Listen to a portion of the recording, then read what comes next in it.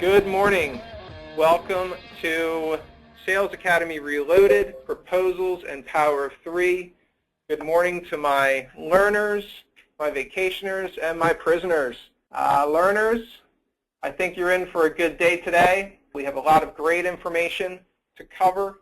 My vacationers, I hope the view outside the window is really good, and hopefully you'll pick up something along the way. To my prisoners in the room that could think of 1,000 more things they'd rather be doing than listening to me right now, my takeaway for you is I think there's something in here that you're going to walk away from. So I hope by the end of our session today, everyone falls into the learner's bucket. I'm happy to give this presentation today. The presentation will be recorded. Everyone is in listen-only mode. The hashtag for today is hashtag JMSalesWebinar. Feel free to tweet at me at SJMcCoach, that's SJMcCoach, or feel free to use the chat log that is located on the screen. Today's session, as I said, is about proposals and the power of three. This session is more about proposal writing rather than success stories. I think that there are some good takeaways to manage how we develop our proposals, try to look for some consistency across the board. We'll spend a little bit of time diving into just how to create some of these slides, how to utilize some of the tools that you have available to manipulate and create new images and text. But for the most part, what we're going to talk about today is proposals themselves and developing proposals that cure. So today's agenda, I want to spend a little bit of time as a recap from our last session together. As you may remember, our last session we spent an hour talking about digital advertising and the products that we offer. I think that there were a few slides within that presentation that would be beneficial to us today as it relates to proposal writing. So we're going to circle back a little bit on assessing need and then getting into developing proposals that cure. I want to spend a couple minutes, just a couple, on the JM Sales Handbook. At this point, everyone should have received an updated copy as of May 2014 of the Sales Handbook. So there are some reference points in there specifically around proposal writing, what makes a good proposal, and some tips and tricks to go along with it. We'll then spend a few minutes working with a blank slate. We'll make sure that everyone understands the tools that you have at your fingertips that you can utilize to create some of these slides. And then we will look at an example proposal that I had on file that I made a couple of tweaks to, and just kind of take it slide by slide and give you some pointers and some feedback on that. We'll then spend a few minutes on the deal slide, the bottom line, the close, next steps, and then finally, what after we close the call, what are our next steps after that? Questions today, again, you are welcome to funnel those through the chat, or I welcome you to use the hashtag JMSalesWebinar. That way everyone on the call can see your question and respond in kind. Just a quick recap from our last session. Assessing needs, once again, in my opinion, is a lot about ordering off of a menu, okay? What we want to try to do in assessing needs is make sure that we are bringing the right plate of food back to the table, okay? The questions that I've outlined here, I'm not going to read through them all, but these are questions that I have used in the past to try to get to the bottom line pain, right? We talked a lot about that the last time, is coming to what keeps the advertiser up at night. What is that pain point that we're trying to solve so that when it comes down to that deal slide at the end of our proposal, the recommendations that we've made are recommendations that help cure that pain, okay?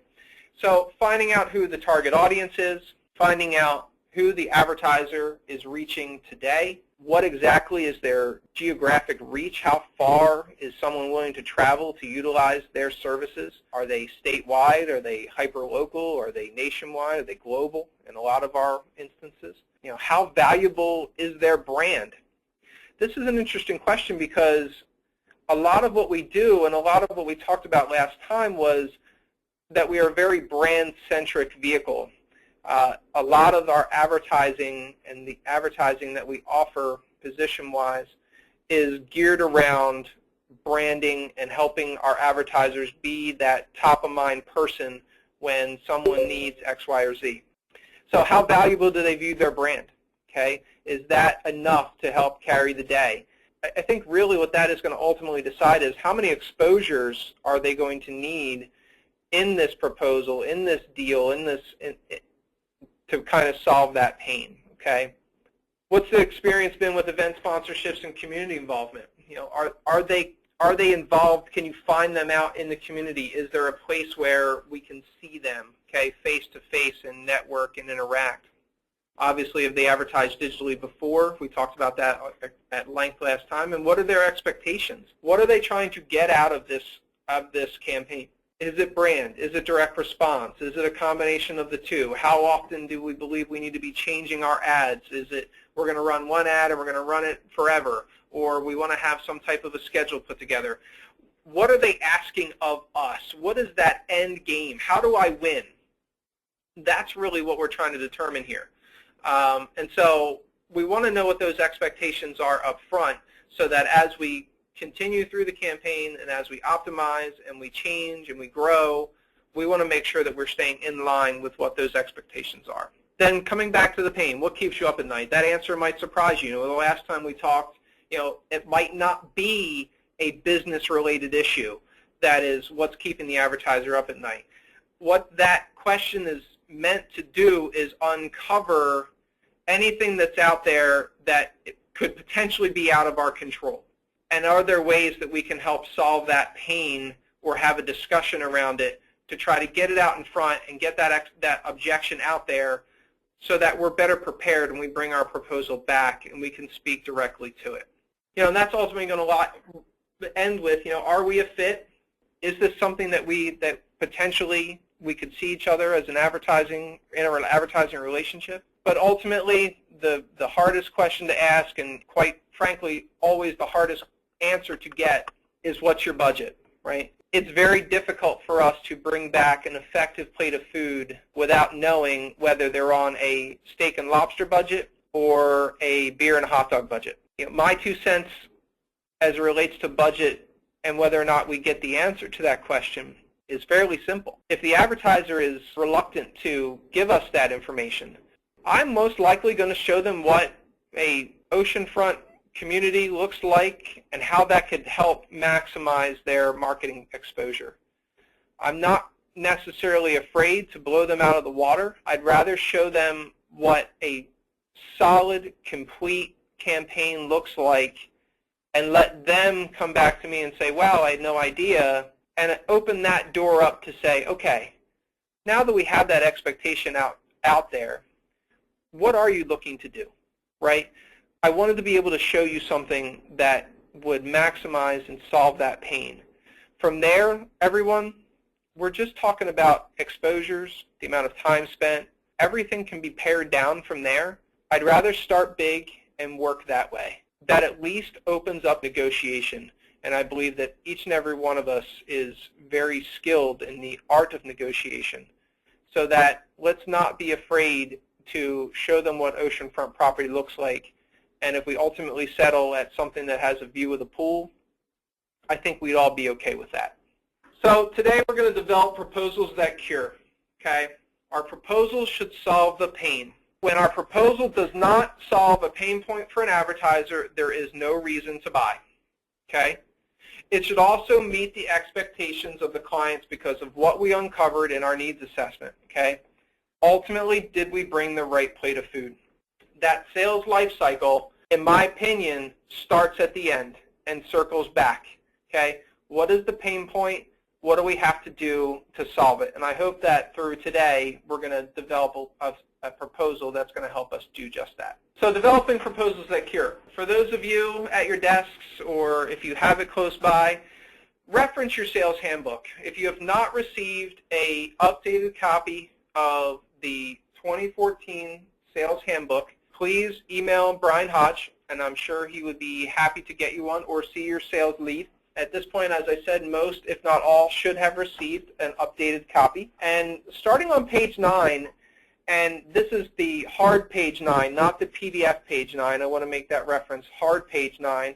There are some great tips on there talking specifically about proposal writing and what we should be doing in our proposal calls. And I want to reference the first point, which is maintain direct eye contact, which displays honesty and confidence. You have to believe in what it is you're about to propose. And I think everyone at this point can look right through that. You know, the keys to success, I believe, in proposal writing and delivering proposals is standing behind everything that you're about to say. It's not meant to be a leave behind or something that you're going to read verbatim. I think it shows more honesty and confidence when you know that proposal forwards and backwards. I can maintain eye contact with my client, and I can basically go through my proposal without looking down at a piece of paper. By flipping through and eyes are down and they're reading and you're reading, it doesn't really send the right message. You know, I've had plenty of bids won where the advertiser says to me, wow, you really knew that from start to finish. I didn't see you look down one time. And that's just believing in what I have to say and knowing my proposal forwards and backwards. Okay? For those of you that know me, I can be a little animated. I can talk with my hands. I have a tendency to adjust my voice inflection both up and down depending on the point that I want to make or the way the call is going. So being in the room, being vested in what it is that you're proposing goes a long way, and it also kind of breaks the ice a little bit. You know, it kind of sets the stage up and allows you to be more you and less robotic. Just by reading off a piece of paper, that's not really who you are and how you like to present. Again, the proposal should be an extension of your beliefs in what it is that's going to solve that advertiser's pain. So you should be fully vested, fully animated in what is going on. Speak clearly and slowly. Make sure that everything that you need to get out gets out. Okay? Try to avoid the I thinks and the I believes and you know and this and like. I just said it. Try to avoid the ums, right? Should have left it in there. It's not easy to do because what we're preaching today is a very laid-back and conversational style to this proposal. And sometimes those statements will filter in. But when it comes back to being confident, you'll find that those statements will start to disappear as you get into the meat and if you truly believe in what's going on. I think this is the hardest point for folks like myself. I find myself to be the one that just doesn't shut up sometimes. Silence is golden. You know, I have seen reps that I have worked with, counterparts of mine throughout my career that are great at this. They will deliver their proposal, they will get to their deal, they will get to the bottom line, and then they won't say another word. You know, the age-old adage is whoever speaks first loses, right? I truly believe that's true here in what it is that we do every day. It allows you to think about what's going to come next. Most likely, an objection. What it is, and gives you a chance to kind of think through it. You know, what are some objections that could come up next? By staying quiet and thinking through those, it allows you to be more confident when the objection comes if you've given it the time to process it and to think through it and to come up with an answer, okay? You know, it also makes it a little bit more uncomfortable. No one wants to sit there in silence. So what normally will happen is someone's going to crack, and hopefully it's us, and it'll allow us to be ready to ask for the sale at that point, okay? By speaking over yourself and speaking over your deal, you start to talk yourself out of it. Don't drive past the sale. If you truly believe that this is what's in the best interest of the advertiser, and you've brought them the plate of food that you believe they have ordered, there's nothing more to say. This is what it's going to cost. This is how we're going to maximize your marketing plan. This is what you need to do. There's nothing more to be said. So there's some really great information on page 9 of your sales handbook, ending on page 14, that speaks directly about proposal writing. Prior pages leading up to 9, you can find information about consultative calls. And then after 14, it starts to get into more of different closing techniques. So if you have not spent some seat time with the sales handbook, I'd highly recommend it. And again, if you do not have a copy, please see your sales lead or email Brian Hodge. So working with a blank slate, all right?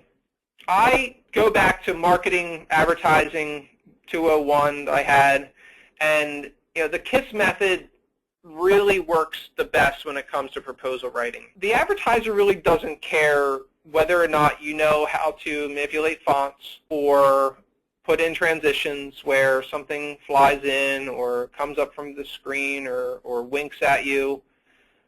All of that is really just background noise, okay? This isn't about your skills as a PowerPoint user. It's more about your skills as a presenter, okay? So when it comes to colors and fonts, my recommendation, stick with one and use it throughout. Okay, stick with one that you like and use it throughout. Try to make your titles the same as close as you can. Try to make your bullet points the same as close as you can. And your presentation should be somewhere between 10 and 12 slides. A flip book, something that if you walked onto an elevator with someone and you were going up to the top floor, you could rifle through it fairly quickly and get your point across, okay? These are not War and Peace, okay? War and Peace does not solve the pain, right? And in those 10 to 12 slides, what you'll see in our example in just a couple minutes is slide 1 is a greeting slide. There's really nothing to it. It's more just a cover. Slide 12 is probably thank you for your time. And in the middle is going to be your product mix. So four of your slides out of your 10 to 12 are going to be your cover, are going to be your campaign objectives, are going to be your deal slide, and they're going to be your thank you slide. So really, all you're talking about is 5, 6, maybe up to 7 additional slides that you need to fill in, and the majority of that is what's going to help solve the pain.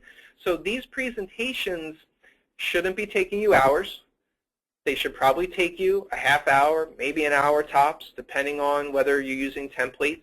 But a lot of these you should probably have pre-populated, and you would have access to this presentation. Everyone should have received a copy of the digital presentation that I gave. There were some slides that you could use in there and manipulate. I would start creating a slide bank where you can just drop some of these in. They're basically already done for you, and now you've paid yourself back and given yourself back some of that time necessary to make another call or write another PowerPoint or go see someone else or take some time for whatever it is that needs done. So I'm going to stop the presentation here for just a second, and I'm going to jump to this slide because at this point, it's my understanding that everyone is on Citrix, and if you're not, I apologize. This is a bit more of a, for those of us that are on Citrix that have the same tools. But I want to show you, if you're not on Citrix, but you're still using a current version of Office, or Windows, excuse me, down here in your toolbar is something under accessories called a snipping tool, okay? And why I point this out is because I got some feedback specifically about the graphics, and I want to make sure that everyone on the call knows that you have this tool available. It's a free tool. It's already built into your system, and it's what I use most often to build some of these presentations. So I'm just going to go here quickly and pick a website. I'm just going to go to CPVJ, and I'm going to pull up my snipping tool. So I'm at the Start menu, I'm at Accessories, I'm at Snipping Tool, and I'm going to take this selfie Volvo photo contest, and I'm going to grab that, okay, because I want to use that for my presentation. So you'll see these crosshairs that are moving around the screen.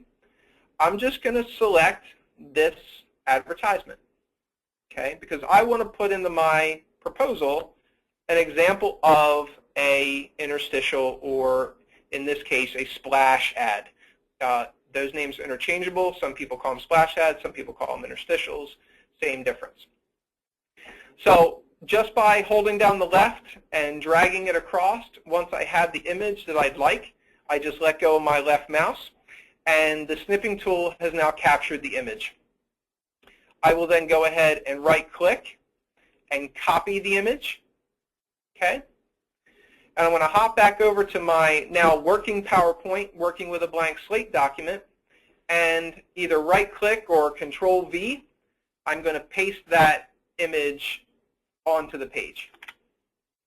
Okay, so I just pasted it right there. So now I have an image that I can manipulate. I can make it bigger. I can make it smaller so it fits my screen. The circle here at the top, I can spin it around. I can make it fit within my presentation funnel. However, I have the words wrapping around it. But I just wanted to bring that out there because, a lot of the times, you'll try to grab a logo and you just, right-click on a web page, and it pulls not only the logo but some of the graphics around it, and it's not really the pure image.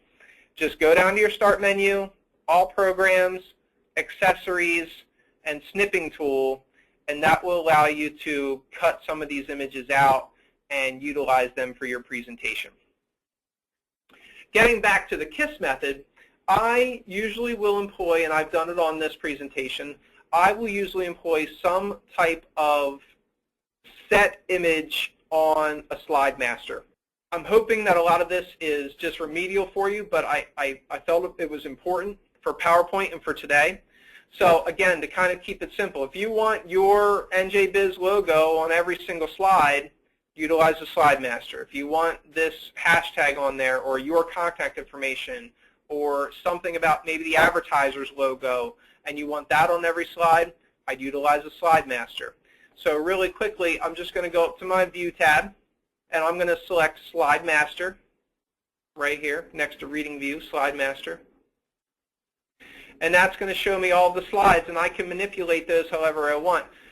If you want it to appear on every slide, just pick slide 1 that I have up here at the top, and just drop the images that you want on there onto this slide. So if I want that Volvo image on every slide, there I go. It's going to appear everywhere. All right? And I just pasted it right back on there. Take it off, and it comes off of every slide. Okay? So again, that's View. I'm going to close this really quickly. View, Slide Master, and then go up to slide 1, add the images you want to appear on every slide, and then go back to View, Normal, and it'll take you back to your normal view. Okay? So again, keep it simple. Don't spend hours of your time coming up with pretty graphics or changing the backgrounds. My opinion, it only adds fluff to the presentation. That's not why you're there. We're there to accomplish a goal. We're there to help solve a need. And so I think it would help a lot of us minimize our build time by utilizing some of these templates. Okay? So let's get into an example presentation. Okay? As I said, we're looking for 10 to 12 slides, no more, no less, with the second slide probably being the most important slide aside from your deal. Okay?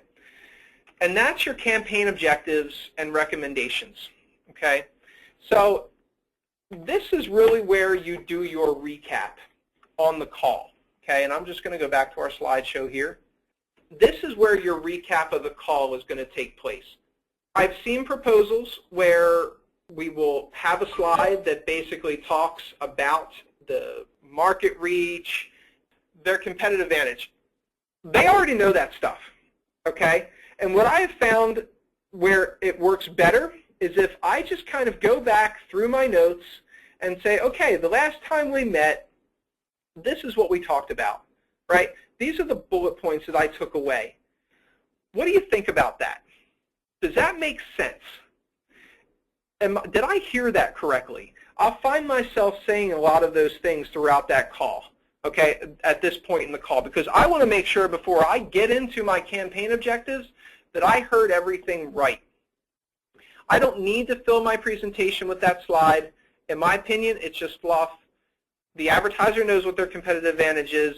They want to know that you heard it. And I think by taking out your black book, or in my case, an iPad that you take notes on, or whatever it is you take notes on, and kind of recapping that call, always looking for a little nugget, like where I have here in bullet point number 1, where else can you experience all the best luxury brands in one complex? I didn't say that. I didn't make that up. The advertiser told me that. Okay? I wanted to show that I was listening there, okay, and pulling a direct quote from our last call, okay? So that was important to the overall success of this proposal, to make sure that I understood everything that I had heard and I understood it correctly, okay?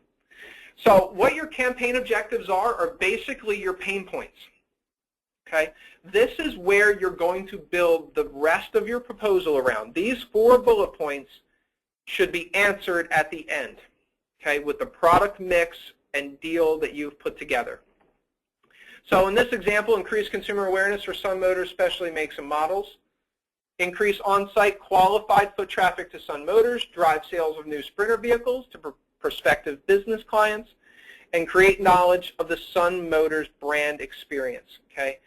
For this advertiser, it was more about what you're going to get post-sale rather than what it was going to be before you walked in the door, okay? They also have a relationship with Mercedes Sprinter, and they want to make sure that they're getting that line out there.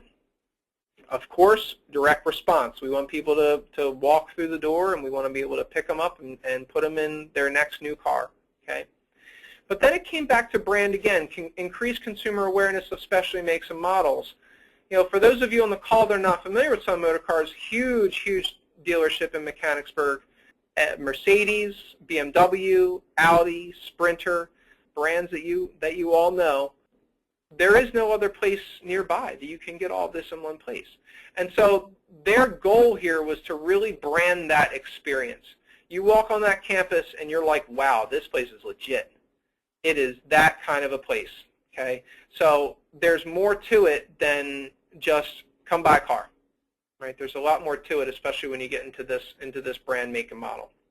So our media suggestions for Sun Motor Cars was centered around these 4 bullet points. We want to make sure that we're utilizing premium positions because they're a big-time advertiser, and we think that we have something really unique and creative that we can do just for you. A lot of these guys are into exclusive. We're the exclusive dealer of this. We want to try to pull together something that's exclusive and speaks to the ego, right? We want them to think that what we're coming up with was with them in mind and them in mind only, all right? Focus on Sprinter. We have a brand new section on the move that we thought would utilize that product well. Email has been a huge product for us, great success, nothing but great stories to tell there. Book of lists, we are in the process of selling that. And then highlight Sun Motors as the area's premier dealer of luxury vehicles with a presence in our largest issues of the year. We really wanted to hype up that qualified foot traffic, knowing who our audience is. We want their brand out there in front, and there is no better way to increase consumer awareness than to be front and center in some of these places. So let's try to move through this a little quickly.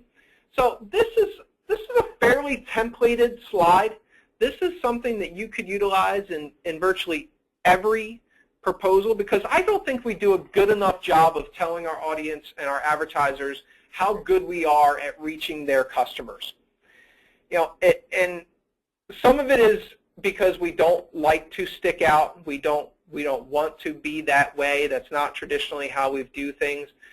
But there's certainly a great story to tell within the Journal Multimedia family about who we are, how many people we're reaching, and how many people are reading us consistently across multiple platforms, both in print, online, and in person.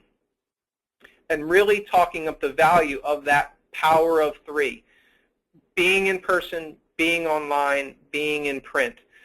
This is virtually where you can now gain an audience with everyone in your marketplace that you want to speak to.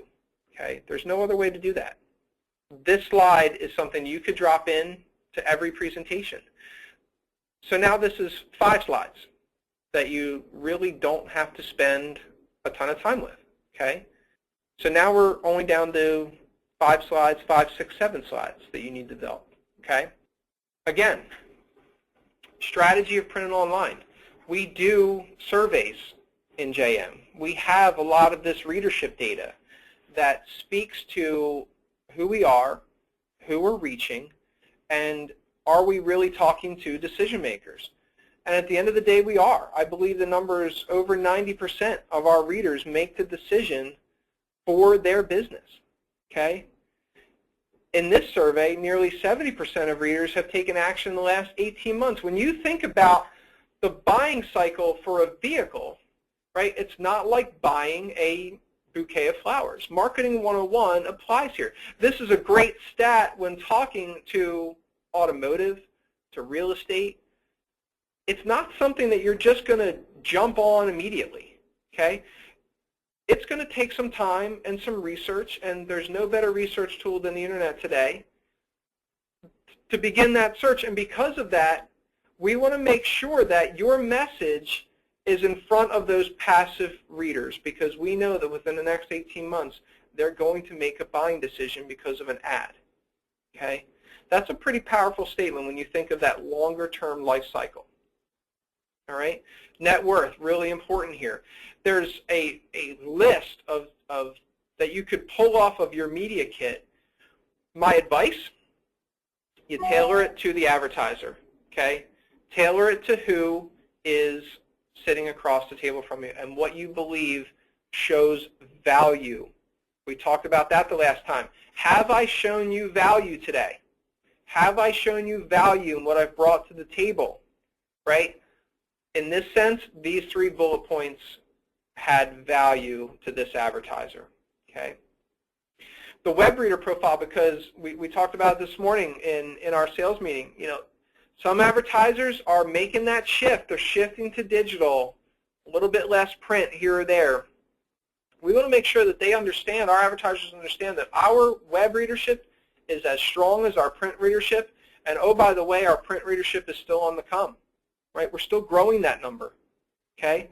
So yes, I understand that what's going on in a lot of different places, daily newspapers, radio, some of our competitors, big shifts from print to digital, all in on digital, right? Our digital products offer the same value, the same level of audience that our print readership does, okay? And oh, by the way, people that are seeing our ads are taking action because of it. It's that post-click activity, or it's that activity based on the view, right? We talked about metrics the last time, right? There's more to it than just click-throughs. Ads that are being seen both in print and on web are taking people elsewhere. They're exploring. They're doing their due diligence. They're researching, right? And that sales life cycle is what it is. Okay? Our readers are taking action because of the things that they've seen in our publications. If you want business news and information in most of our markets, you have to be engaging with us in some way. That is a huge value statement that you could add to any proposal. Okay? Because of the audience. This is an audience-based approach. It is not a product and price play. We are selling audience today. We are not selling products. Okay?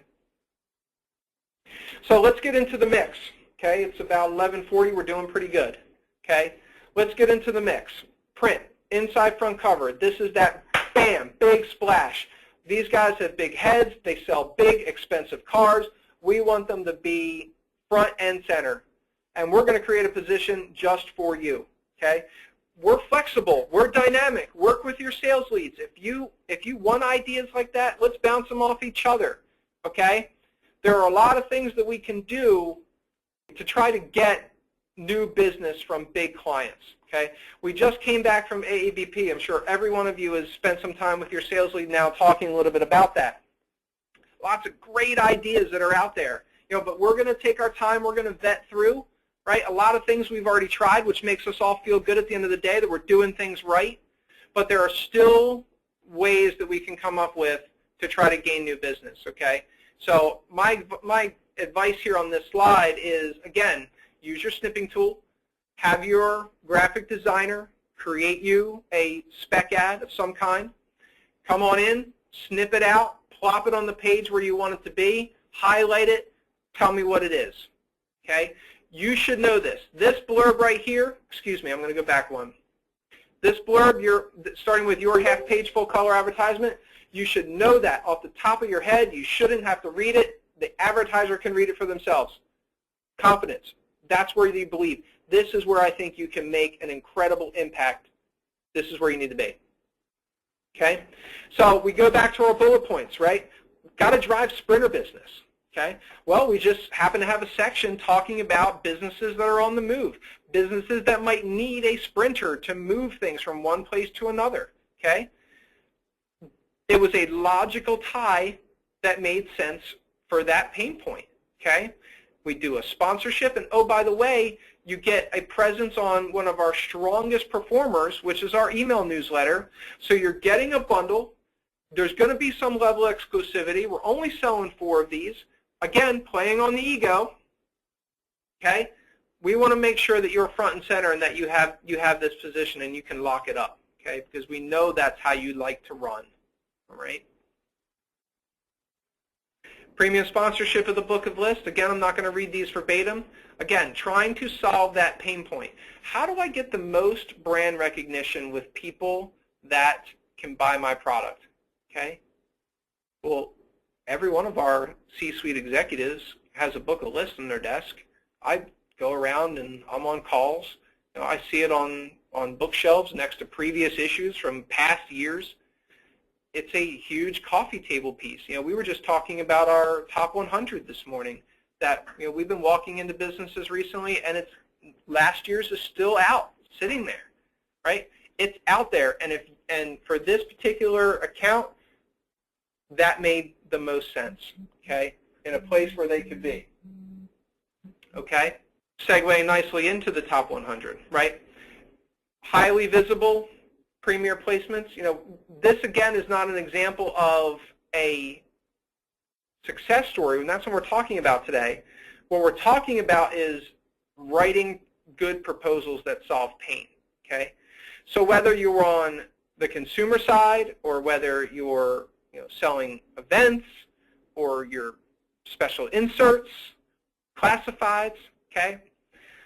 The concept around here is making sure that we keep this simple, okay?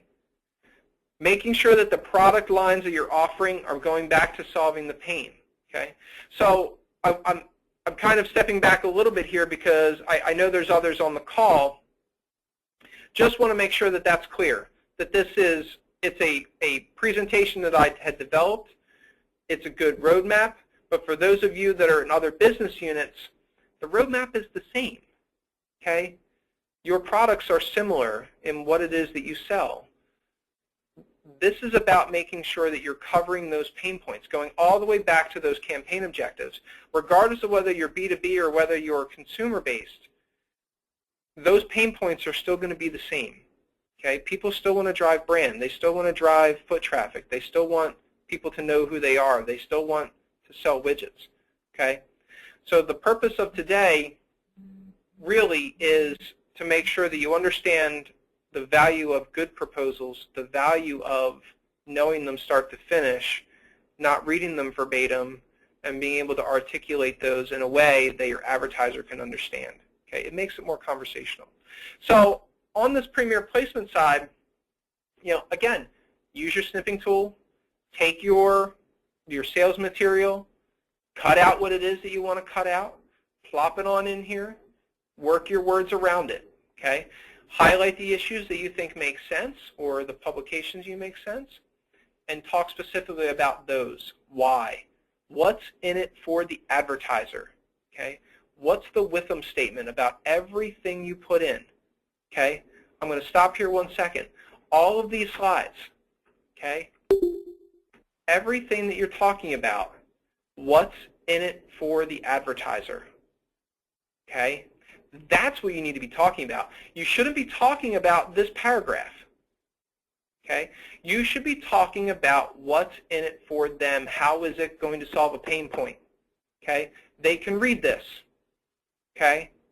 Let's talk about their pain points, what it is, why is the power issues, why is Central Penn Parent, why is Lancaster County Business Report, why are these things going to matter, what's in it for me? Okay? It used to be what's in it for us. It's not that way anymore. All right? We want to make sure that what we're bringing to the table matters to the advertiser. Okay? There's a great quote here for those of us that are selling events, and I thought it was a really nice tie-in to a template for a slide. The richest people in the world look for and build networks. Everyone else looks for work. Okay? I found that on the internet. I did a Google image search for networking quotes and found that one, sourced it to the gentleman that said it. I think that builds a lot of value around this event slide. Okay? Again, this I pulled right off of a piece of sales material, used my snipping tool, cut it out, dropped it in. Okay? But utilize Google Images. Okay? Utilize it for things other than Grumpy Cat, like I did the last time. Okay? There's a lot of good material out there that you can source that you can add to these proposals to add value for the advertiser. Okay? You don't need every single bullet. You need the ones that matter. What matters to the advertiser? What is in it for them? Okay? They want promotion. They want signs at the event. They want to make sure that they can get their best there so they can meet the best. Okay? And sometimes speaking time is important. Again, from this perspective, maybe speaking time isn't always necessary. Maybe your advertiser isn't that kind of player, right? They don't want to be up in front of 500 people. They're fine with working in a room, and that works for them. Okay? That's going to ultimately tell you what type of sponsor they want to be and what's going to go into your deal. Okay? What is it that they want to do, right? So you tie it all together. Okay? Black and white, here it is. Okay? What's the points that matter? What am I getting? Increase consumer awareness of some motor cars. Hey, there's my touch point. That's my pain point. I want to increase on-site qualified foot traffic. This is what you told me. Dan, this is what you told me. These are the things you want to do, and this is how we're going to solve that pain. We're going to run in the paper, and we've created a brand new ad position for you to do it, and we have this incredible monster ad position run of site on CPPJ that's going to give you a huge exposure and consumer awareness. You're going to be everywhere. You're going to be everywhere. Pain point number 2, I want to drive sales. Actually, number 3, drive sales of Sprinter vehicles. Well, we have On the Move. That's perfect. That's where people that you're trying to talk to, that's where they're reading week in and week out. Okay?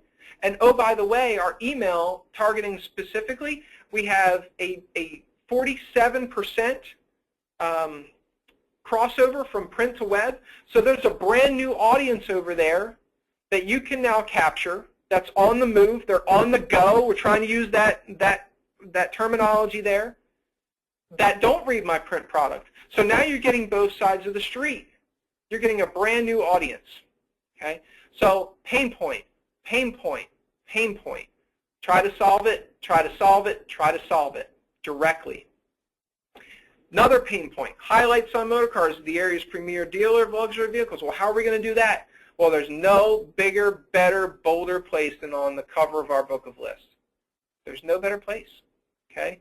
You are the premier dealership.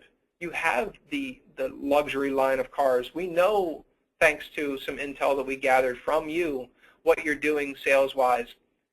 People that want to buy your products are reading this book, and they are holding on to it for extended periods of time. Another pain point, speak directly to how we solve it. Okay? Power issues. Again, we talked about that. I want to be highlighted. Well, we have 4 issues of the year that have glossy covers. They're the only 4 issues of the year that have a glossy cover. There's no better way to highlight a premier luxury dealership than on the back of of the Business Journal. Okay. And then finally, we're talking about the power of 3. So you're going to be in paper. You're going to be online. We got to get you out there in front of these people. Okay. Do business where they do business. They do it at events. They do it at the bar, right? They do it at the table. We want to make sure that your guys, your people are at this event, that you're able to work the room, okay? And we know, because you're running everywhere, that you want to be up there in front. We want you to be up in front. You belong up in front, okay? So let's talk about our points that set us apart. What are our key points of differentiation? You know, our event binders are unmatched. No one else is doing what we're doing in terms of marketing and how we're presenting it to them. Okay, so we want to make sure that what makes us good and makes them look good is front and center. And then the bottom line. And then stop talking. Wait to see what happens. Okay? Find out where to go next. Compose yourself. You just went through 12 slides of information. You're jacked up. If you're like me, your adrenaline's going, your hands are flailing, you're tired. Just did a lot of work, asking for big money. Let it soak. See what happens. Don't drive past the sale.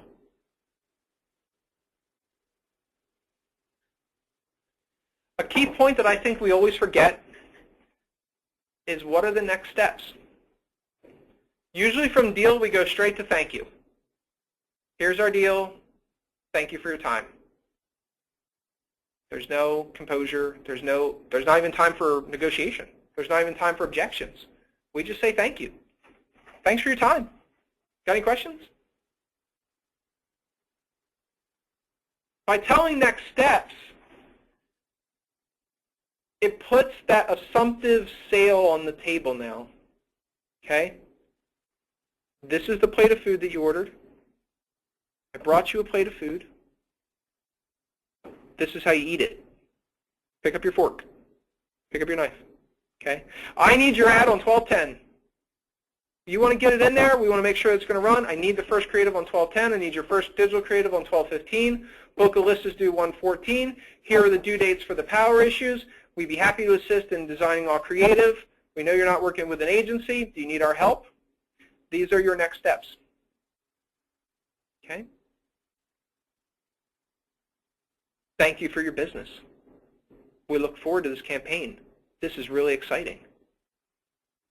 No thanks, no. What do you think? Thank you for your business. Okay?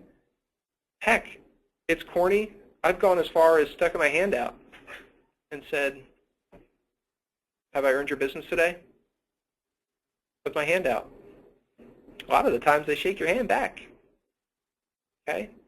So don't be afraid to be creative. Don't be afraid to stick your neck out there. Don't be afraid to tell them, hey, this is what I believe is going to work for you. I need your ad by this date. Especially when you have the ultimate decision maker. There's no one else they have to ask. They're the decision maker. They want to be told. Because we've trained them over time that the deadline isn't the deadline. Well, here's the deadline. I need your ad by this date. You told me that you want to drive Sprinter vehicles. I need your ad by this date, and we're going to help drive that business for you. Okay? So this is a great slide that I think we should start incorporating in all of our proposals. Next steps. And then thank them. Their time is valuable. Your time is valuable. This call, 20 minutes. Just take you 20 minutes to work through this. If you're confident, you know your stuff, you know what it is that you're going to pitch, it shouldn't take you longer than that. Okay? It's 12 slides. I've shown you 6 that are already built. Okay? So 4 to 6 more products that you need to go into the mix are all that's left. Your campaign objectives, those are just your notes. That should take you a minute to just regurgitate your notes. Okay? Now you know how to use a snipping tool. You should be able to go to the web, cut out a few images, pop them in there, use mine, use these images, use my slides. I don't care. That's why I built them. I want you to use them. It should not take you more than a half hour, 35 minutes with some templated slides to pull a proposal together. Okay? And then you're out. You're off. You're doing something else. Okay? So I have a little homework for the group. It is 11:55. Thank you again for your attention. I hope that I've shown you some value today and that you've had some good takeaways from proposal writing and the power of 3. The way it made me feel was smart because I was asking good questions and giving good answers. Okay? Did we solve the pain? Did we solve the pain? Again, this was not a story of success. This was a story of a good proposal, well-written, good timeline, good attention to detail around what the advertiser told us, good use of snipping out images, of using the slide master.